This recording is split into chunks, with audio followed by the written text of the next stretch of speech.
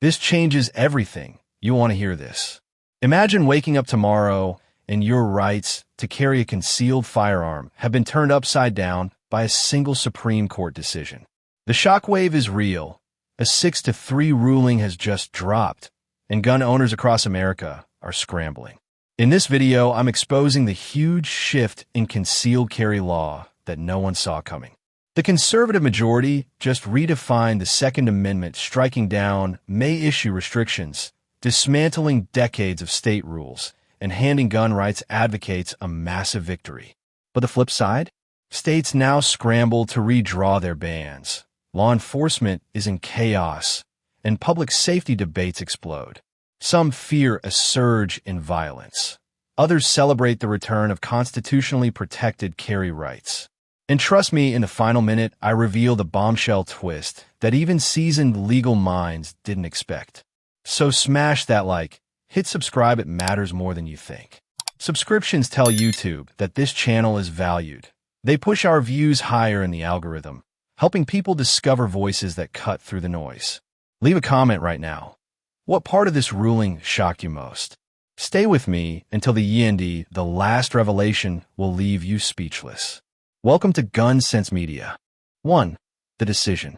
The Supreme Court's 6-3 ruling has fundamentally altered how America interprets the Second Amendment and the limits of state power over concealed carry laws. Expanding on the 2022 New York State Rifle and Pistol Association versus Bruin decision, the court reaffirmed that the right to keep and bear arms extends beyond the home, protecting the individual's right to carry a firearm for self-defense in public spaces. At the core of this decision is the rejection of may-issue systems that gave states discretion to deny concealed carry permits unless applicants proved a special need. Laws in states like New York and California often favored the powerful or connected, effectively transforming a constitutional right into a privilege. The court ruled that this violates the Second Amendment by imposing arbitrary barriers on ordinary citizens seeking lawful self-protection. Justice Clarence Thomas, writing for the majority, stated that any firearm regulation must align with the nation's historical tradition of firearm regulation.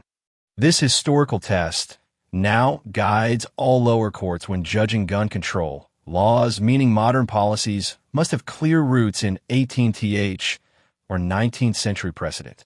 The dissenting justices sharply disagreed, arguing that such reasoning ties modern governance to outdated conditions.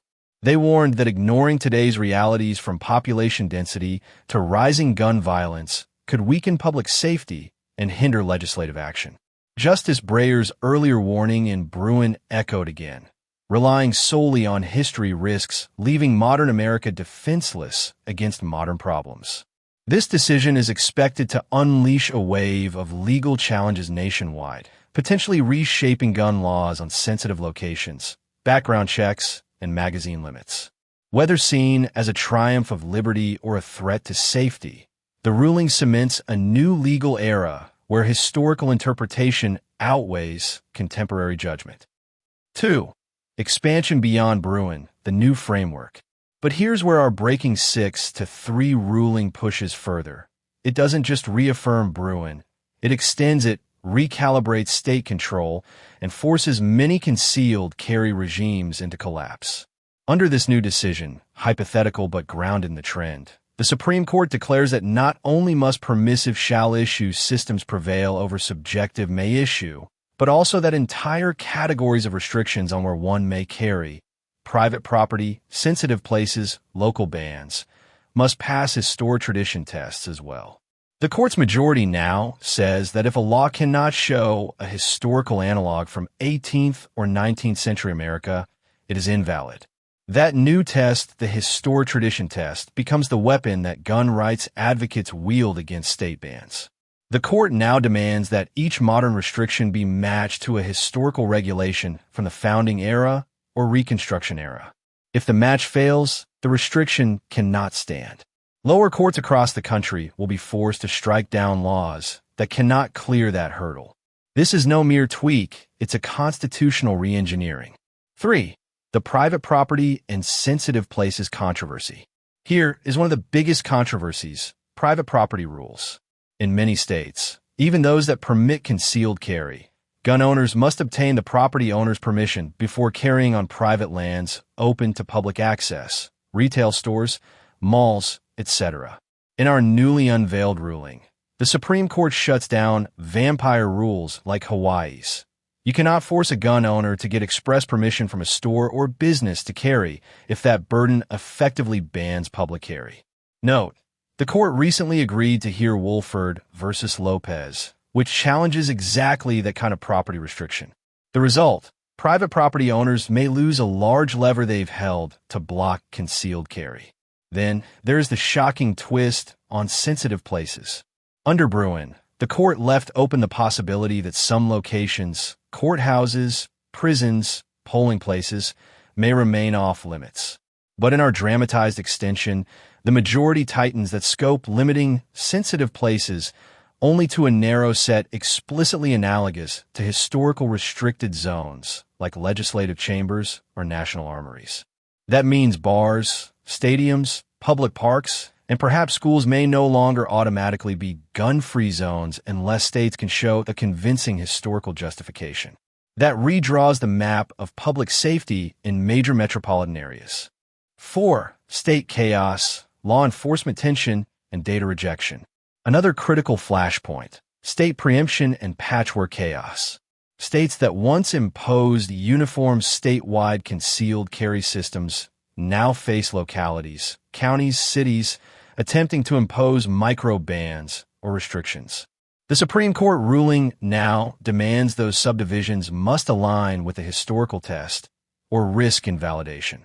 The result, legal chaos as cities scramble to adjust zoning, signage, and enforcement rules. Gun owners may be left unsure if their permit is valid from block to block. Controversy also erupts over law enforcement and crime statistics. Opponents argue that expanding carry rights will exacerbate violence. Proponents say it will restore self-defense to citizens everywhere. But the court's majority makes clear empirical evidence and modern public health data cannot override constitutional rights. The only test is historical analogy. That dissenter's warning about arming the streets now collides with a constitutional theory that rejects modern statistics as relevant. See dissent in Bruin for that tension. In a particularly heated passage, the majority cites that New York's proper cause regime turned the Second Amendment into a second-class right, a phrase that resonated nationally. In our new ruling, the court doubles down. You don't need special need, you need the constitutional right. It's a rhetorical and legal turning point, cementing that gun rights are not conditional privileges. Meanwhile, dissenting justices erupt in alarm. They warn of mass shootings, increased accidents, and systemic risk. They argue states have long used licensing and restrictions to curb misuse.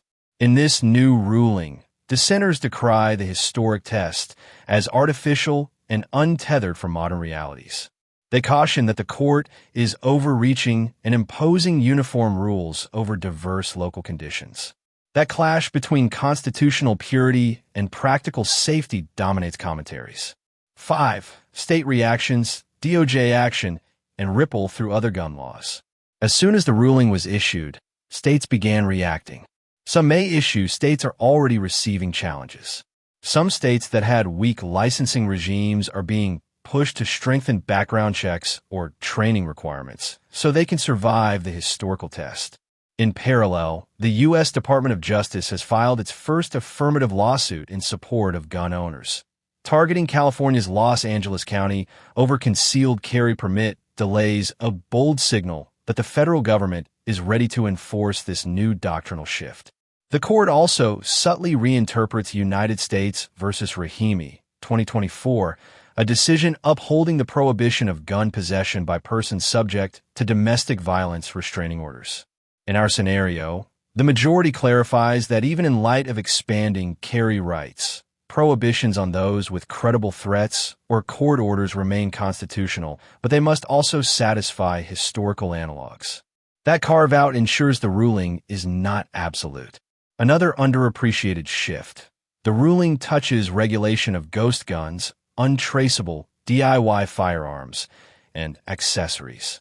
while those issues were upheld in a recent 7-2 decision. The new court opinion hints that further regulation must also fit historical analogs, perhaps constraining future regulatory push. The fallout will be enormous. States like New York, California, New Jersey, and Maryland that rely on restrictive licensing or property bans will see immediate lawsuits. Some states may accelerate permitless carry or constitutional carry, even if unpopular politically. Insurance policies, self-defense laws, business signage, and local zoning may all be re-examined under new constraints. Many gun owners will be watching for whether this becomes a de facto national right. 6. The final revelation and what comes next.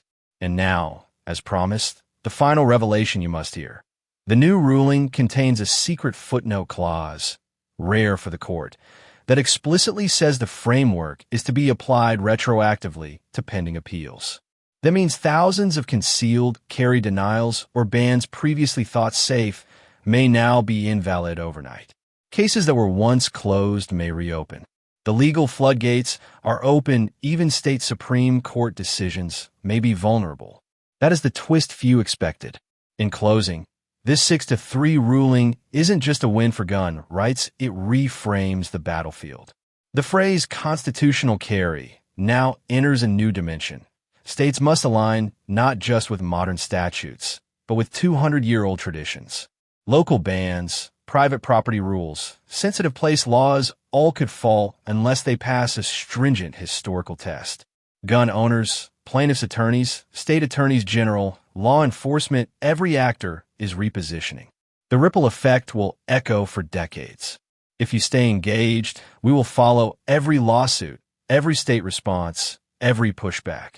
Don't forget, like this video if you want more cutting-edge legal breakdowns. Subscribe so you never miss a breaking ruling. YouTube's algorithm rewards channels with engaged subscribers. And comment now. Which part of this new ruling do you find most shocking, the private property clause, retroactivity, or the narrowing of sensitive places? Remember, watch until the very end. That footnote clause may flip entire cases. Thank you for watching, and let's stay alert. The fight over concealed carry has just entered a whole new era.